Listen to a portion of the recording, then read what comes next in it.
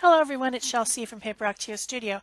Today I'm sharing with you my March version of the Pick a Stick Challenge, which is our group over on Facebook where we have random 10 steps that you follow to make an art journal page. And so I'm showing you what I did with the 10 steps. If you want to see more art made in this way, or if you'd like to play along, the link to the Facebook group is in the description box below, and you can click on that and come over and ask to join. So for step one for this month, it was to emboss something, and I decided to go with heat embossing and make an emboss resist. So I am using Versamark ink, which is a clear sticky ink, to stamp this little harlequin stamp, and then I'm using clear embossing powder to go over that, and where the clear embossing powder is heated onto the paper, nothing will stick to that. So you'll see that in a bit, but right now I'm heating it up and melting all the embossing powder, and you can see it's kind of shiny on the side there. And then at this point I decided to add some color because there really wasn't a step that said add color in these steps. Remember, you do the 10 steps, you do them in order, but you can add whatever else you want in between.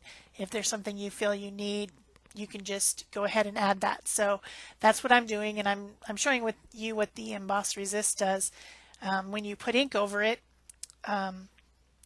it resists the ink, and so you see the embossed image come through. So I'm using some baseboard mists from Tattered Angels Canvas Corp brands, starting out with I think Sky, and then I used maybe Leaf, and then I splattered a little bit with Geranium, I believe. And that just makes an interesting pattern with that embossing on the side. Once I was dry, I moved on to the next step, which is to make a focal image using a bunch of smaller images. And so off camera, so that you didn't have to watch the painful process, I cut up some fashion magazine images, picking and choosing what I thought was interesting to make a composite of a person. I picked the black and white skirt because later on one of the steps is to add a crossword puzzle, and I thought it kind of looked like that. And then I wanted a bright top, and this was a winter fashion magazine, so everything pretty much had sleeves and stuff, and so I cut the bottom part off. I added this second skirt on one side, which made it look like kind of a split skirt with boots, and then I put the top of a pink gown over the top, and then I added two different arms from two different ones, a little purse and a baby in one arm, and then these really weird headphones which have bling at the top and like a bunch of fur around the ears, but they're actually for listening to music. And I thought they were fun and funky and weird, so I added those to my composite person. I think it turned out pretty cute. It's not completely proportionate, but that's okay. It gives you the idea of what I was going for. So then I attached this piece first using glue stick because it had so many different pieces and it's such lightweight paper. From, magazine paper is super light. I added it with a glue stick first and pressed everything down. Tried to get most of the bits and pieces all stuck. And then after that, I wanted it to be sealed in so that if I use anything over the top, I had sort of a plan, but I was just kind of winging it also.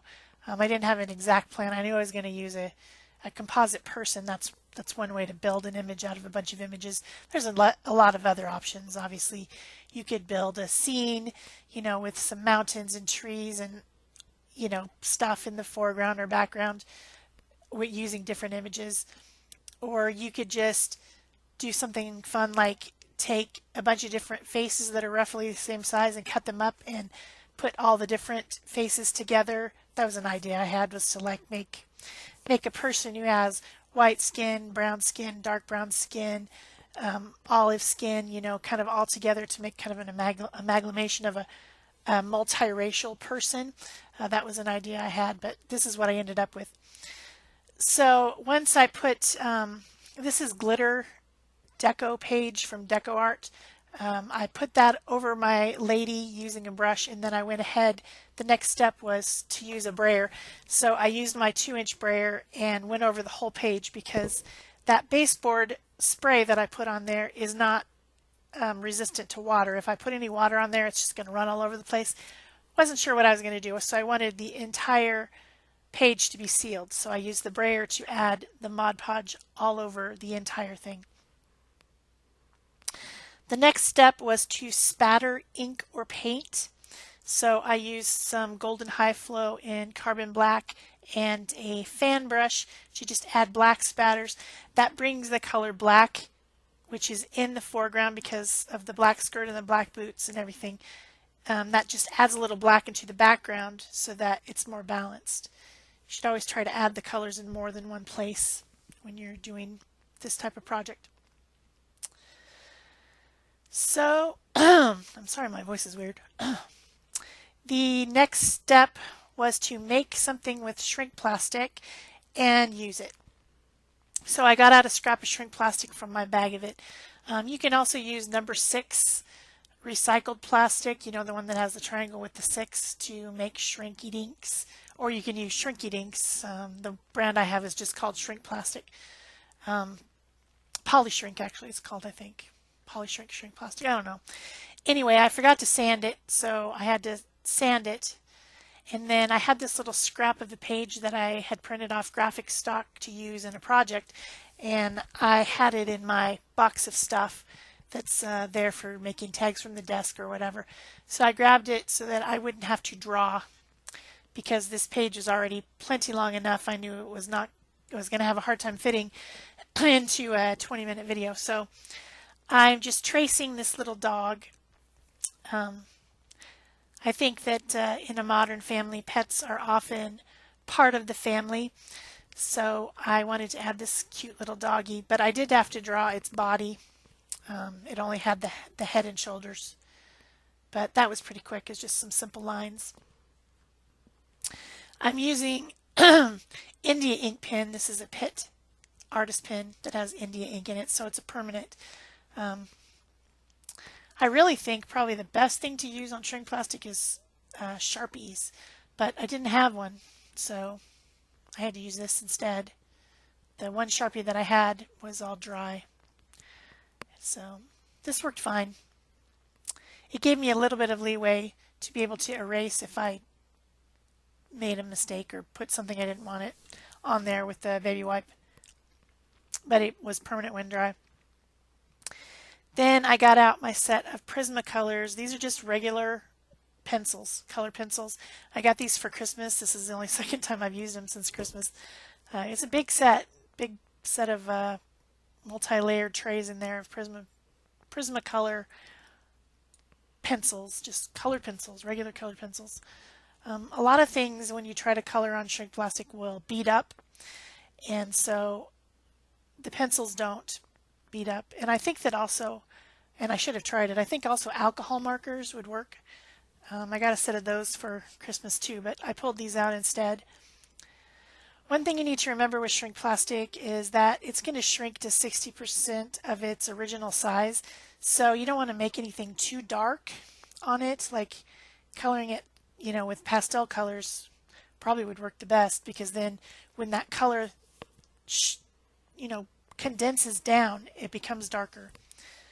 But I really wasn't thinking about it, so I think the brown I used was pretty dark. I probably could have used a tan color instead.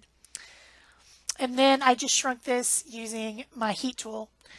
It gets it hot enough to shrink plastic, so then I just had to flatten it out without burning myself. And there's my cute little doggy. I'm going to use a sample that I got from Beacon Glues when I was at CHA Creativation this year to glue it on. Plastic, not as easy to glue to things. You need to probably use a heftier glue like E6000 or this quick grip Beacon glue. worked fine for it. The next step was to add hand or machine. Wait. The next step was to use paint or ink and then close the book. I didn't feel like doing that, so I decided to go with the wild card. The wild card stick was to use sparkles. So I got out some different sparkly things. This could be anything. It could be glitter. It could be shimmery paint. It could be beads. Anything that's shiny or sparkly. I decided to use these little plastic gems that I got from the dollar store and make a ground for my lady and dog to be standing in, and it's grass with some flowers. I don't like it when things float. I need to always ground everything, and so this was my way of grounding it, the whole page. Sometimes I just draw a simple line or something, but this was cuter.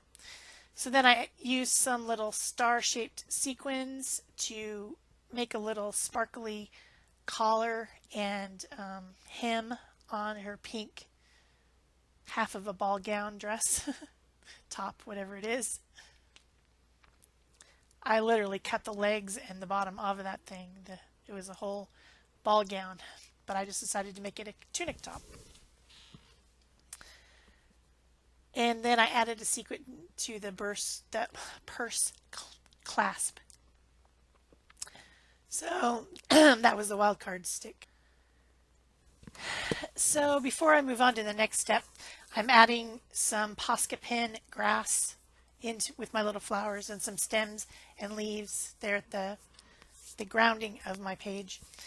And then I'm going to add my title. I'm using a pencil line to keep it somewhat straight. And I'm going to be using stamps. These are Stampin' Up! Stamps. And I'm using black archival ink because I'm going over a non-porous surface now because I've sealed the entire page. I need to use archival ink or else the ink will just bead up and it won't stick. Archival ink is permanent, so it sticks to this type of a surface. So I was kind of imagining that these are little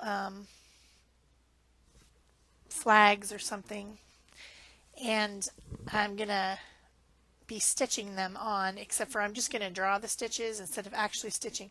On the back side of this is last month's page, the one that had, or actually it might have been I think it was Mission Inspiration, that had a flower vase.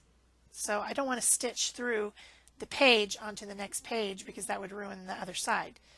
So I'm just going to stitch, make faux stitches using a pen instead, so that I don't ruin the page on the other side. I also could have used maybe a dimensional type of a product that would make it look even more like stitching, but I just didn't think of that till just now. Like puffy paint or something would have made me look a little bit more like stitching, but I just used my Posca pen and I made random crisscross, like a cross stitch type stitches as if you were tacking something on, like say this is a jean jacket and you're tacking on some little numbers or letters on the back or something. Then I got distracted by the kind of lame stamping. Remember I told you this was the glitter Mod Podge, and the glitter actually sticks up from the page, and so the stamping didn't get quite as solid as I wanted because that glitter was pushing up from the page and not letting the stamp settle in.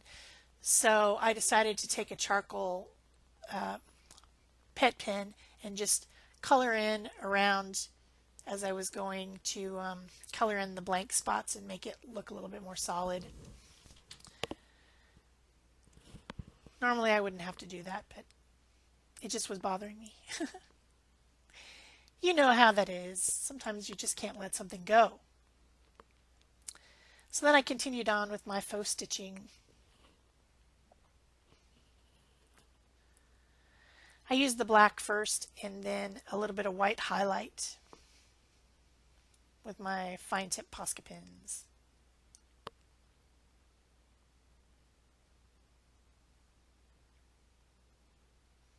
I think it meets the guidelines. because I say so, right? So the next step was to write random words in at least 3 places. So I am writing the words around the girl, starting at the top with her crazy blingy headphones. I wrote fun. She's fun. And then next to the baby, I wrote family because, she takes care of her family. And then down by the purse, I wrote work because she also has to work, either to take care of her family or to get money, either one. I consider those equally hard.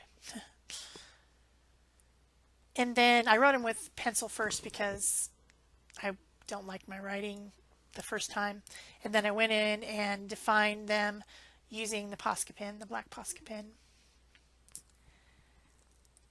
And then I added some colorful shadows using my colored set of Posca pens, pink at the top and then white in the middle so that you could see that word a little bit better against her dress and arm, and then light blue at the bottom. And that's my 3 random words.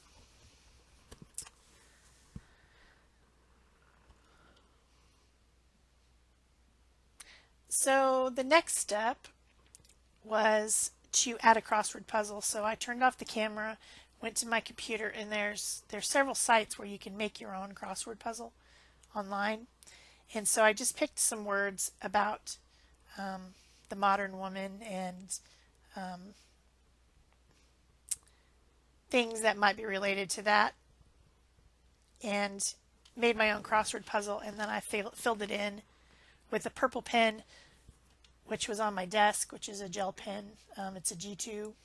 I guess it's not a gel pen, it's a G2. And that ink doesn't resist fluid very well. So I smeared it a little bit, but it looks fine. It kind of actually gave a little bit of a shadow to the boxes, which helped me out actually.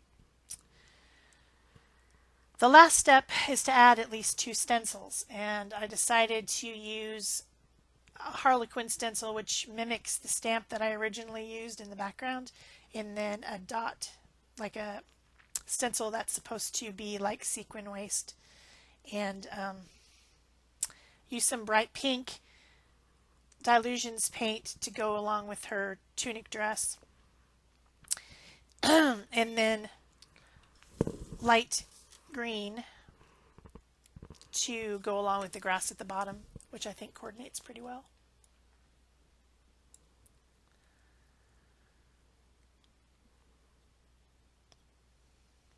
If you're enjoying this video, remember to give it a thumbs up, leave me a comment so I know that you were here, subscribe if you haven't already, and be sure to turn on the little bell for notifications so that you will find out when I post a new video, which is usually every other day. Sometimes the third day happens if things are crazy. And of course, if you want to, you can share this project on Pinterest or Twitter or Instagram if you think it's really fun and you want to share it with your friends. All those things really help my channel a lot because it tells YouTube that I'm making something that people value, and they will recommend it to someone else that hasn't seen it already. So that's why I always nag you about that. Nag, nag, nag. No, I'm not really nagging. I'm just asking politely if you like my channel, you would help me out. So that was the green. I will be putting all the products and colors and everything that I used in the description box below, and there'll be links to probably mostly Amazon because I'm an Amazon affiliate. If you do want to buy something, please use my links so that I can make my 2 or 3 cents. My finishing touch was to use light gray, warm gray artist pit pen and add some shadows around my girl and around the puzzle and the dog, just to kind of integrate them into the page, because there would be shadows if they were on the page, you know. I'm blending that. It gives you a couple seconds to blend, so I'm blending it with my finger as I go. instead of leaving harsh lines. And I think that really improves the look of stuff. And then I decided to add a little bit of color inside those letters because they were still kind of bothering me. I didn't feel like they were standing out enough from the page. So I added green and pink again. Of course, this is March's page, so I'm going with real springy colors also. And then I did add a little bit of glitter glue over the letters too, just to make them have a little bit of bling. Of course, you know we're going with sparkle. So I think that's it for me, and there will be close-ups coming up. Thanks for watching. Bye-bye.